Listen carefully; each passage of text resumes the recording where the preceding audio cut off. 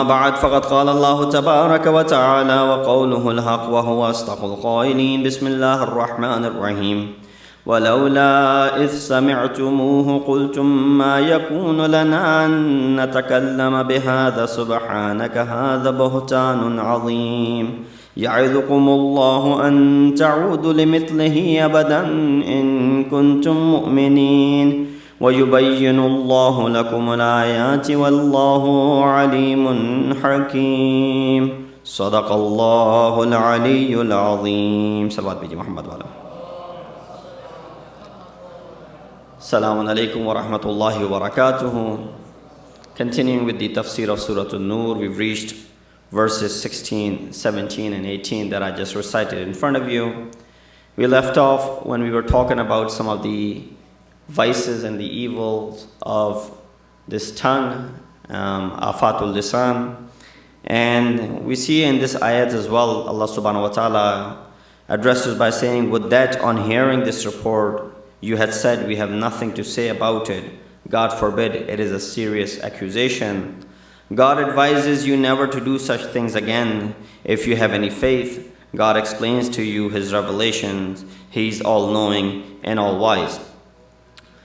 In this regard, we see that the points that we can derive from this ayah, now I'm assuming that the previous matalib are in your minds as we left off last night, that in these three verses the word azim has been repeated. Once for adhabun azim, 2 times for buhtanun azim, the magnanimity of the crime, to show us that this is not a small thing. Don't take it for granted. It is indeed azim. And that which is azim in the sight of Allah is definitely azim. And so in regards to sinning, we also hear that if you consider any of the sins to be minor, if you consider any of the sins to be small, that itself is considered to be among the major sins. So just considering something which is bad and saying, I've done many bigger things. What is this? You don't give yourself a license to do something when you have done something major, na'udhu billah. So a lot of people, I don't know if you come across such people, but you hear this all the time. When we tell them that, adhere to this or do that, they say, what a makruh going to hurt me when I have committed, haram of so and so and so. So this way, you're basically giving yourself a license to go ahead and commit a wrongdoing because you've already committed something which is bigger than that.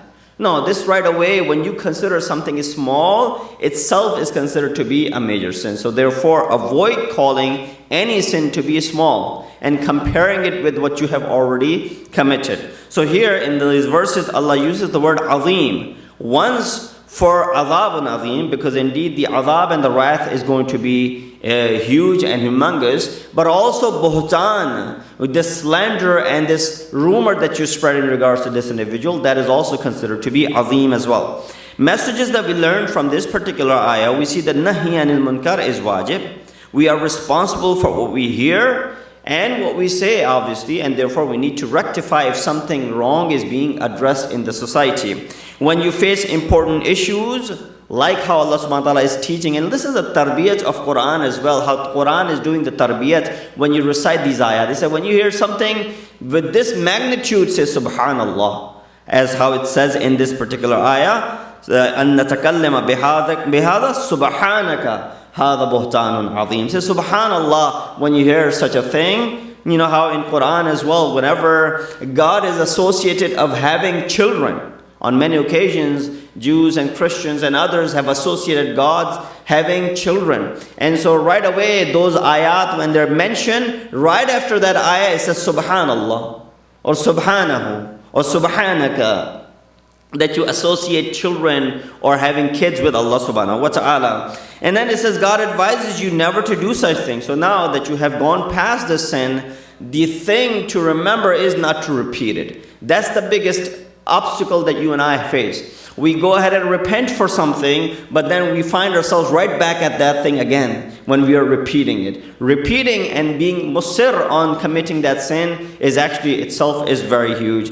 So people are indeed in need of advice of God and God is the best reminder or best advisor. That's why it says, Ya'idukumullah, that Allah is giving you this wa'az, Allah is advising you. When we see in our lives how, we take the advices from others. Every aspect of our life, we take advice. We take expert advice on different areas. We talked about that the other day as well. But some people, when it comes to taking decisions, instead of getting consultation or advice, they jump directly to istikhara. So before doing istishara, they go to istikhara. There are two terminologies that I use. Istishara comes from mashwara, to consult. Istikhara comes from opening the Quran and seeking the advice from Allah subhanahu wa ta'ala. You say, istikhara is much better. But those who taught us how to do istikhara gave us a criteria as well, saying that when you run into a dead end, when you have two equal opportunities and your mind is unable to take a decision on one or the other, this is the time when you go ahead and seek istikhara. Other than that, if there's only one option for you, you don't really need to, you don't have to, or you should not do istikhara at that particular option. Therefore, we get a lot of calls every day, people asking us to do istikhara, and if I can just answer them and get the istikhara, it'll take me 1 minute. But to explain them this, it takes 15 minutes and end up giving advice to these individuals. There's one option for them. For example, they want to buy a house. There's only one option that they're looking for, and then they want to do istikhara on top of that to see if that house is okay for them or not. No, you go ahead and do istishara. You go ahead and ask the area, people who live in that area, what kind of area that is. You go ahead and ask and see, what kind of neighborhood that is. If it is close to your work, if it's close to the school of the kids, and the school system is good or not. And then, if it's top of your priority, is there a masjid nearby? Is there an imam barga closer by in the vicinity so that you can go and perform your daily prayers over there and attend the daily programs over there? If this criteria is fulfilled, go for that house. Forget about the istikhara in this particular situation. Yes, but if you have two equal opportunities and your mind is unable to decide on either one, then you go ahead and do istikhara over there. Same thing goes when it comes to marriage proposals. There's only one marriage proposal that has come after many years, and we want to go ahead and do istikhara on that because we haven't done anything without istikhara, or at least anything important without istikhara in our life. No, this option has come after such a long time. Go ahead and use it. Yes, go ahead and do the research. Find out about the family. Go ahead and do all of the background check that you have to, meeting and seeing and whatnot and speaking to people, and then come to a conclusion as to what you want to do. But don't go ahead and jump to istikhara when it comes to marriage, when it comes to buying a house, when it comes to all of these important decisions of life. And unfortunately, when it comes out to be a negative, then people are questioning, can we do it again? What do you want to do it again if you already gotten the answer? Therefore, you were inclined to do this thing. You were just trying to get the commitment from, or the confirmation from Allah subhanahu wa ta'ala, so that if it also comes just from that end, you go ahead and push for this thing, and then you leave it up to it. So, we need to make rational decisions. We need to go ahead and do this mashwarat. Go ahead and consult, as Quran is telling us over here. We use advisors in various fields, but Allah subhanahu wa ta'ala is the best advisor. Yes, use His this istikhara in a situation where you're unable to make up your mind and you have two equal opportunities. Salawat biji Muhammad wa ali Muhammad. So we see in Quran there are a lot of places the advices are being given. Surah Luqman is filled with the advices that Luqman is given to his son. Quran is counted among the advisors as well. It says, Hada bayanun lin-nasi wa hudan wa maw'idhatun lil-muttaqin, that this is an explanation for mankind and a guidance and an advice for the God-wary, those who have taqwa. When dealing with others, also Quran says, Udu'u ila sabili rabbika bil-hikmati wal-maw'idhati al-hasana wajadilhum billati hiya ahsan. Invite to the way of your Lord with wisdom and good advice. Do not shun them away. Rather speak to them in a way that you're giving them advice and with wisdom, and dispute with them in a manner that is best. So even if it comes to jidal, even if it comes to, although you're not supposed to do jidal when you're fasting, it could lead to breaking of the fast, but do not dispute. If you have disputes, then do it and handle it in a manner which is considered to be the ahsan manner, or the best of the manners. Secondly, we see that imam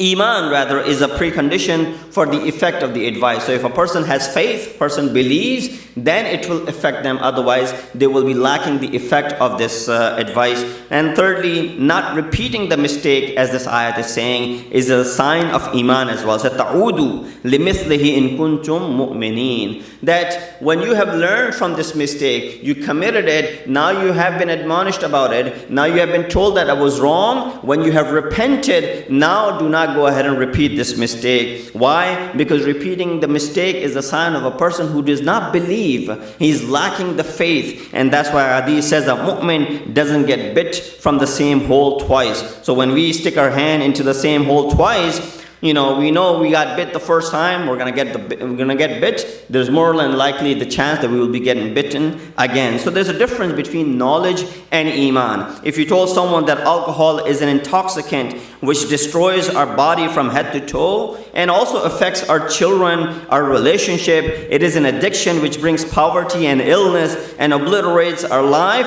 a person might revert back. You go ahead and tell them all these solid evidences, they might revert back. But we see people, even then, by seeing all of these examples, do not take heed and continue down the path of destruction by consuming this alcohol. Reason is there is lack of faith or having no control over the desire of that particular thing. So they have knowledge of its bad effects, kind of like smoking as well. They have knowledge of its bad effects. There's a big label printed on it saying that it kills, it does this, it does that. Yet, we have the knowledge of that, but we don't have faith and Iman, I guess, or there's a desire of that thing which does not let us quit. This is where we can understand that knowledge and Iman are two different things. A lot of people possess a great deal of knowledge, but they lack Iman, and because of this lack of Iman, they're unable to put into practice what they have learned. So they don't practice what they have already learned. We talked about it in the very beginning of our lectures, in the second or third of Ramadan, when we were talking about the concept of taqwa.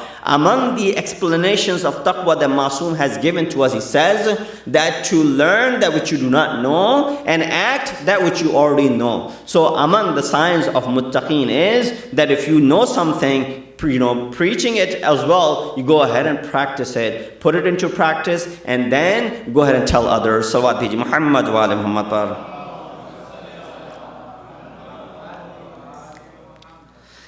Next ayah says, إِنَّ الَّذِينَ يُحِبُّونَ أَن تَشِيعَ الْفَاحِشَةُ فِي الَّذِينَ آمَنُوا لَهُمْ عَذَابٌ أَلِيمٌ فِي الدُّنْيَا وَالْآخِرَةِ وَاللَّهُ يَعْلَمُ وَأَنْتُمْ لَا تَعْلَمُونَ. It says, those who like to publicize indecency among the believers will face painful torment in this world and in their life to come. God knows what you do not know. Were it not for the favor and the mercy of Allah upon you, you would have faced painful punishment in this world and in the life to come. God is compassionate and merciful. Points that we derive from this particular ayah, we see that spreading indecency is sometimes through tongue and pen. We talked about it yesterday. By means of revealing the secrets and the indecent acts of others, and sometimes by encouraging people towards sinning by providing tools that which they can sin with. So that is also, you are sharik when you are providing those tools for someone to go ahead and commit that sin. Here, when you come to, on the contrary, when you come to this place, you're being provided with the tools to go ahead and increase your Iman. You're provided with the tools to go ahead and increase your faith and to take part in that which is ta'awunu ala al-birri wa taqwa, to go ahead and cooperate in that which is good and which is at the level of piety by taking contribution, by taking part in the contributions that are over here. For example, giving the iftar to other individuals, as it was being announced earlier, there are some days that are still left behind. So jump to as-sabiqun, ulaika al-muqarrabun. Jump to that because it's an opportunity which has been given to you by Allah subhanahu wa ta'ala to take part in that which is considered to be taqwa, or considered to be a good deed. So the messages that we learn from this particular ayah, it says that spreading indecency sometimes has different shapes and sounds. So you gotta avoid all types of it. This is where we see a hadith from our sixth Imam, Imam Ja'far al-Sadiq alayhi salatu wasalam. He said, if a person hears something about another mu'min and tells others of that thing, in other words, it spreads it, he is the misdaq of this particular ayah. He's the mistaq of this particular ayah. What is the ayah says? Those who like to publicize indecency among believers will face painful torment in this world and in the life to come. So if you hear about someone something, keep it to yourself. We read in another hadith that anyone who spreads someone's indecent act is like the one who has committed that act himself. So I learned someone did something and I'm spreading it. Allah, according to this hadith, I am among those who have done that act. So why would I want to take that indecent act upon me when I have really nothing to do with it? I haven't really done it. But because I'm associating with another individual. So we see how Islam wants to stop us from committing this crime, and from this crime to spreading this crime. How does it go about it? Saying that you will end up being on the same saf, in the same lane as the person who has just committed this crime. So therefore stay away from it. Messages in this ayat are inclination towards the sin is a prelude to it. So you're inclined towards it, you're going to end up more than likely going to go ahead and commit it.